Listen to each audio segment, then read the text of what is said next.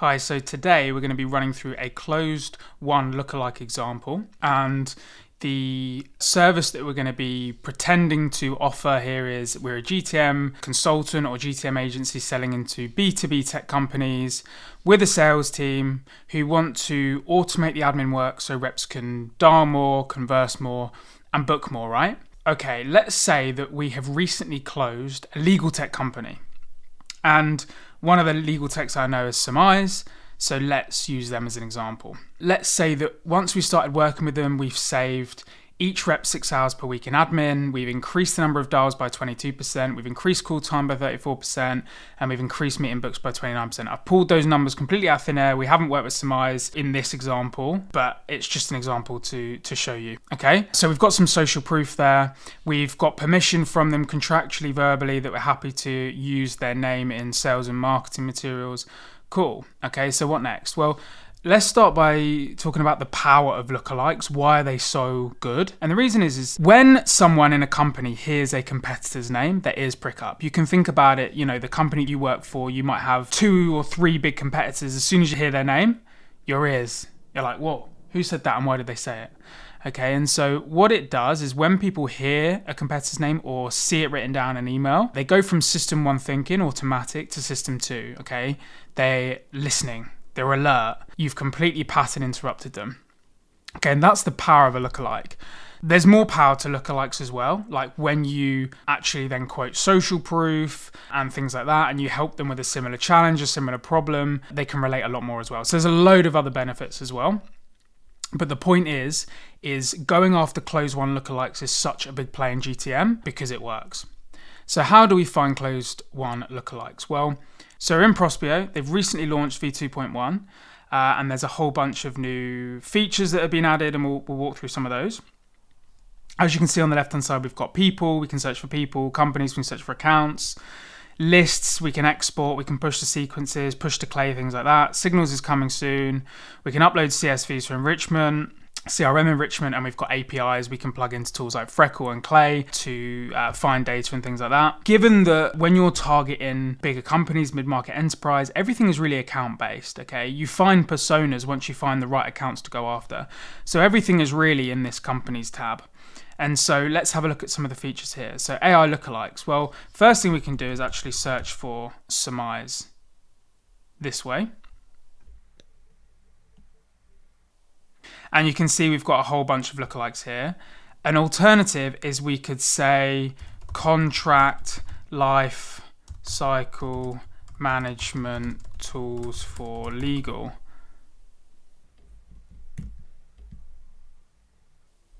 And we've got a whole bunch of accounts there as well. Okay, and we want to target United Kingdom because that's where a lot of the cold calling I do is too. And so I feel like it's a good area of expertise. And let's go for headcount between, well, given Surmise 84 employees, let's go for between 50. There is a bigger one around 400 employees, Luminance, and I want to include that one. So let's go all the way up to 400 and see what that comes out as.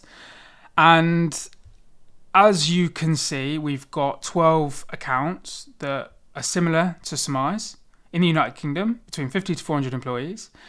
What next? Well, we're going to start exploring some of these new features and filters. So the next thing I want to do actually is do a technology filter because we're a GTM agency. We want to be going after teams that really are using either HubSpot or Salesforce. And so we're going to go after those. Now, maybe we could remove these and layer this on later because maybe some of the other companies do actually use those technologies. They've not been detected. But for this example, we'll keep that in. And then we'll actually start exploring some additional filters. So type and business model. You can see here we can search for company status, so private, public, non-profit, other. They're all private, so nothing needed to happen there. They're all SaaS, which is to be expected because Surmise is a SaaS company, and 000 for all these others. But you can see we've got things like we can search for marketplace, e-commerce, agency, consulting, manufacturing, AI, ML, data and analytics. So there's a whole load of stuff here. We want to go after B2B, but again, as expected, they're all B2B. If they're going to sell into legal teams, likelihood is they're going to be B2B. You can also see here, you've got more flags like, is it mainly AI? Select. Do they have multi-products? Is mainly crypto? Okay. We can also check, do they have a sales-led motion? Because at the end of the day, we want to go after sales teams. Again, great. All 4 of them are. Are they targeting enterprises? Okay. Based on information we can get on the website. Maybe more of them are as well, so we'll uncheck this one. So a whole bunch of information we can get there. And obviously we've got keywords, industry, buying intent. These are all here before. Revenue, funding, headcount growth, headcount by department, headcount by location, founded year, job postings. These are all here before. And then we've got AI attributes. And offers demo was there before. Okay, so book a demo on the website. Okay, definely. But I'm pretty sure if we go to Juro's website, we're going to see also get a demo. So I think we'll leave that one unchecked. But again, as time goes by, the data is going to get better. It's going to filter better. Offers free trial, is downloadable, has a mobile app, has online reviews, uses AI in the product. Check that. Do they have an API? Do they have a Chrome extension? Do they have SSO? Do they have a marketplace? Do they have a blog? Do they have a podcast? Okay, do they have ESG reports? Are they venture backed? Let's check that one. Okay, so a whole bunch of great information there that we can select that wasn't there before. Company email provider, so are they using Microsoft, Google? Maybe you want to change how you send emails depending on which one that comes out as. A lot of these smaller companies tend to go for Google. Bigger ones, enterprises tend to still be in Microsoft. Company awards and certs, we can look to see if they're SOC 2 compliant, ISO 27001, GDPR, things like that. Website traffic, and then key executive events. So we can look at, has the CEO recently departed? Has the CEO been appointed? I think I remember if I checked these 2 last time. Yeah, here we go. So there's been some CTO changes in both of those companies. Maybe, do we care about CFOs if we're selling sales? Maybe not. Do we care about CTO? Probably not either. So let's uncheck those. And then last but not least, company news. So we can actually have a look at funding and investment, and we can actually change the time frame as well. How far back do we want to look? Last 60 days, last 90 days, 6 months, 12 months. So there's been no funding and investment in the last 90 days. Mergers and acquisitions. Again, nothing. Product launches. IPO, well, they're not big enough to really IPO. Leadership change, legal and regulatory, awards and recognition. But you can see if we checked product launch here, for example, and one of them showed up, then, okay, that might be really good to jot down for later when we actually start doing some account research. We're like, okay, these guys have launched a product. Are they going to want to sell that new product? Are they selling now into the enterprise, or are they selling an add-on? Like, they might want to increase sales effort somehow. So it's a good signal. But yeah, in this case, no one has product launch. So we've got 4 accounts. What now? Okay, so 4 lookalikes of surmise in the UK, between 50 to 400 employees that are sales-led, using AI, etc., etc. So I'm going to select all of those companies. I'm going to add to a list, and I'm going to call this surmise lookalikes UK 50 to 400. I'm going to add that to list. Head over to lists, open list, and export all of these companies. Cool, so we've got a CSV. Now what I want to do is head over to Freckle, new table, upload as a CSV, bring that over. And we've got a whole bunch of columns that have been carried across from Prospeo. We want to remove a bunch of them. We can go into here, we can start unchecking, etc., etc. Now what I've done is created a table earlier today, and so we're going to go straight to that. And you can see here that I've added a whole bunch of useful information. So we've got 4 accounts to Finally, Juro, Gatekeeper, and Luminance. I unchecked all of the columns so that we were just left with company name, company industry, company website, a LinkedIn URL. And then what I've done is use the Apollo integration into Freckle to pull out key information. Now, Prospeo did a bunch of that, but you might want to use Apollo, and I thought it'd be good to show you how to do that. So if we scroll the way across, we can hit new column, all actions, enrich company, reference by website, which is one of the columns we kept in, company website, and we can run all of those rows. And if we do that, what we get is this column here, and if we select into this, we have like a JSON of all this data that we can pull out, but we don't want to pull all of it out. We want to pull out what's relevant. So I've pulled out short description, country, United Kingdom as expected, city, organization revenue, estimated number of employees, latest funding round, and then I've decided to enrich with more information. Okay, I wanted to get an idea of how many BDRs they've currently got, how many AEs they've got, do they have a RevOps team, how big is their sales team size. So what I've done here is number of BDRs. Now if we scroll all the way back across, we can hit find people, again referencing the website, and I can type in BDR, business development representative. Here we go. Do the same for SDR. So SDR, sales development representative. Do not include similar job titles. And then I might put a limit on, say, like 100. It's going to use a credit for every person it finds, but I want to find out how many people. So let's do to 100, and I can run for all rows.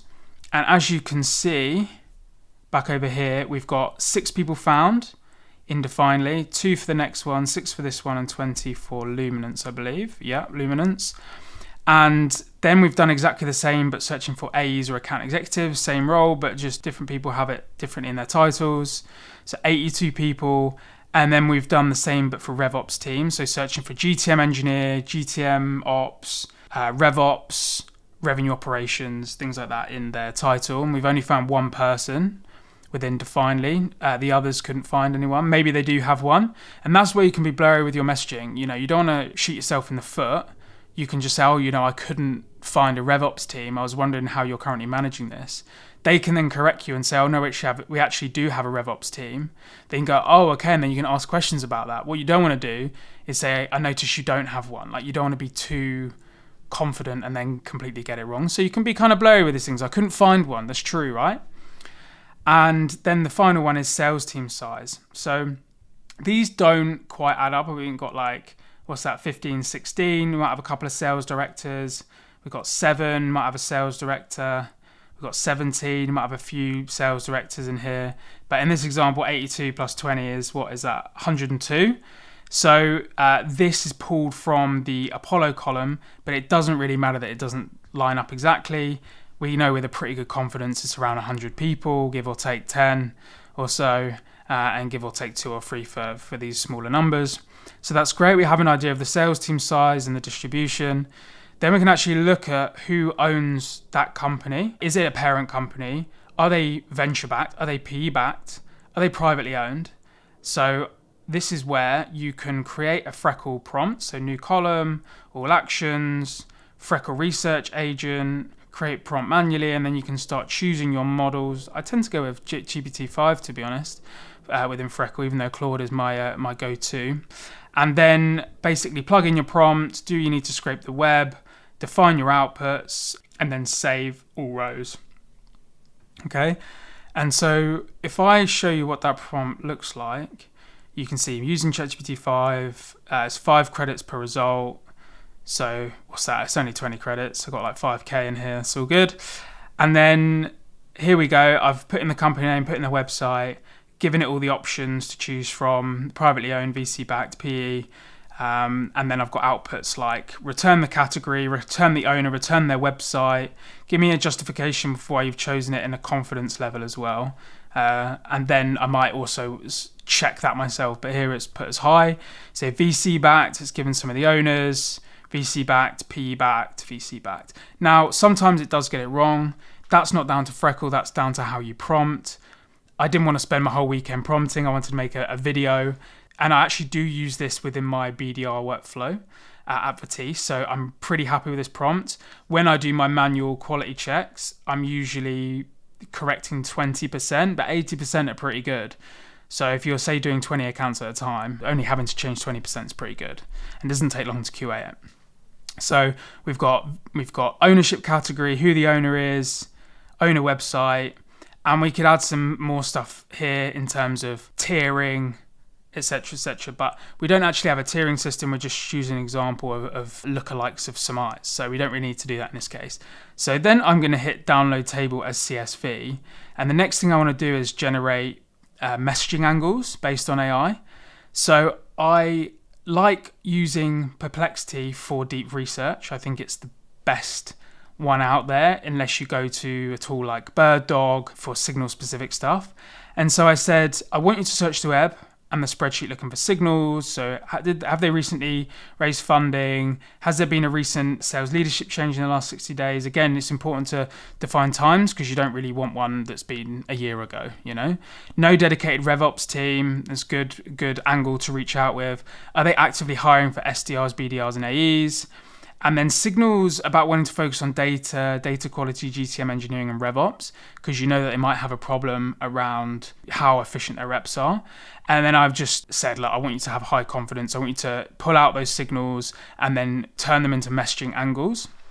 And done some more prompting, because you always need to set some more guardrails, and eventually come out with this CSV. So download that, upload that into Drive, and come out with this table. So effective, it's that Freckle table with an additional column that's been added on, AI messaging angles, which we've got here. Now the quality of that, as you go week by week, you can iterate and improve it, but yeah, pretty good, start of a 10. And then I've just added non-AI messaging angles here, because maybe I want to research each account a little bit as well, and then put in the lookalike some eyes here. So these are all the lookalikes. They're accounts that we haven't added prospects yet, so we're not prospecting them, we've just qualified them. So now we actually want to start adding prospects. So let's go to Definely first of all. So we'll select LinkedIn, and that takes us over here to their homepage. But I've head over to the People's tab, and if we scroll down, we can actually view decision makers, which takes us to Sales Navigator. And we want to look for specific personas, so CROs, head of sales, head of GTM. Again, there is a tiering system, but that's not the point of this video. The point of this video is just to show you a nice, quick and dirty workflow. So we don't want to go after Chief Product Officer, Head of Partnerships. I'm not too keen on Enterprise Sales Director. I think we can go for better. Not too keen on Chief Legal Strategy Officer. Chief Revenue Officer, he's perfect. So what we're going to do is we're going to open him in a new tab. Potentially VP of Marketing, but probably not. He's probably going to be more focused on content. I'm going to add VP of Sales. He's in the UK as well. Add him. And then I might even, as a bit of a curveball, add Shima, because we can lead with the line angle of how we use AI to automate a lot of the grunt work and how we do it, and start talking about Clay and MCP and models, etc. So she could be interested in that, and she can refer us. So I've opened those three personas here. We've got Reese, we've got David, and we've got Shima. Now, all we want to do at this point is either go to our Apollo Chrome extension, Prospeo, Ample Market, whatever. I'm going to use Prospeo in this case. And I want to reveal emails. If I haven't got an email on mobile, then I won't want to push them straight to the sequencer.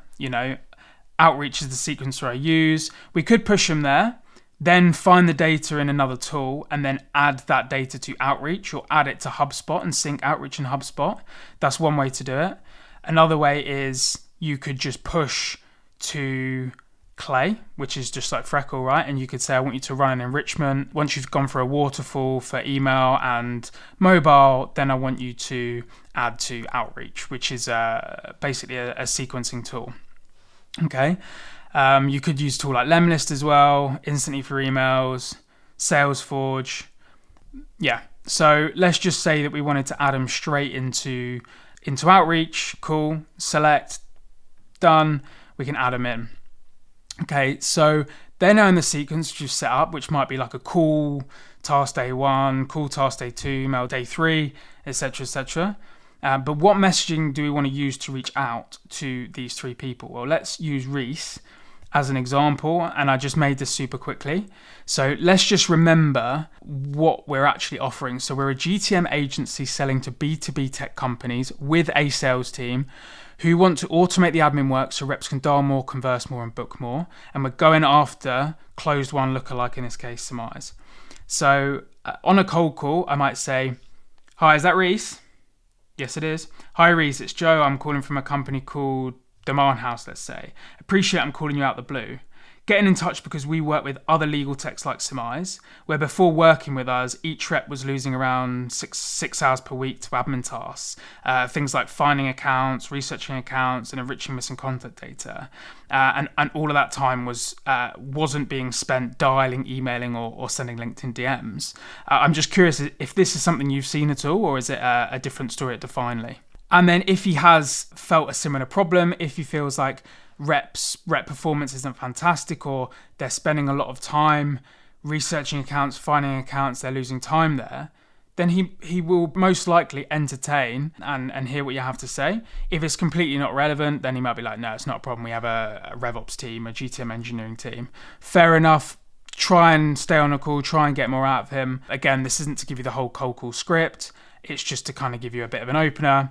And then email-wise, again, remember what I said at the beginning about how you put a competitor's name in the subject, or if you say their name, everyone's ears pricks up. They go from system 1 thinking, so automatic, to system 2. So how Surmise increased rep performance by 29%. It's also not giving you all the information. It's not saying, what is rep performance? Is it meeting booked? What is it? So there's a little bit of curiosity there. I've noticed when I structure emails like that, they do tend to get opened at least, which is the goal of a subject. But you also do not want to mislead people. So the body actually has to carry on. You don't want to just use the subject for an open. You want to use the subject to naturally flow into the email whilst doing its main job, which is get the open. "Hi, Reese. How much time are your reps spending on admin? Maybe even these days. Before working with us, Surmise we're losing around 6 hours every week per rep to tasks like finding accounts, researching accounts, and enriching missing contact data. And with a sales team of your size, that's around 90 hours of sales activity lost every week." So in that, we've shown that we've done our research. We know how big their team is and how many hours they are losing, okay? It's like the cost of inaction, basically. After working with us, Surmise increased their average number of dials by 22%, call time by 34%, and meetings booked by 29%. So it's like they've gone from this situation where the cost of inaction is this. After working with us, they've achieved outcome 1, outcome 2, outcome 3. Is it worth a complimentary GTM audit to find your inefficiencies and make a plan to fix them? Best, Joe. Now, I'm not 100% happy with the cold call opener and the email, but as an absolute starter for 10, to get things going for day 1 of cold calling and day 1 of emailing, this is right. And at the end of the day, you're going to get some feedback and you're going to be like, don't target these personas, change that opener, etc., etc. But this is a good place to start for sure. So to summarize, we've made up the example that we're a GTM agency selling to B2B tech companies with a sales team who want to automate admin work so they can help reps dial more, book more, converse more, etc. We have used the example of closed one lookalikes, and we've shown you the power of closed one lookalikes. It is one of the strongest GTM plays out there. We've shown you how to find closed one lookalikes for the example of Surmise, using some of the new Prospeo features. We've exported that. We've shown you how we can use Freckle to find further data, enrich. We've shown you how we use Perplexity to do deep research into signals and creating messaging angles, so adding that one column onto the end of the spreadsheet. We've then shown you how to create a list of qualified accounts, which is just the export from Perplexity. And then we start adding prospects to sequences. We've shown you the example for Definely. We went through how to add those to an outreach sequence or a clay sequence. Once we've done that, we can actually then cut that and add that into prospecting. And as we go and as prospects come up in our task list, we can start tweaking things. Like in this example, all of the other 3 accounts did have messaging angles, but Definely actually didn't because none of the criteria was met. So in this case, we might want to do some research of our own, which we encourage to do anyway for any company because sometimes AI isn't 100%. Sometimes we want to iterate our prompts. But yeah, it's good to do like little quick bits of research. But the point of AI for research is it automates and does 80% of the work for you. and we can then we can start building up our list of accounts for prospecting. Yeah, we showed you actually how to add prospects into sequences using Sales Nav. And then finally, we showed you example messaging for Define Lee, who didn't have any messaging angles. So we had to link it more to the closed one lookalike play, which is still the strongest play anyway. And yeah, so if you have any comments at all, feel free to drop in the comments section, and I'll get back to you as soon as I can.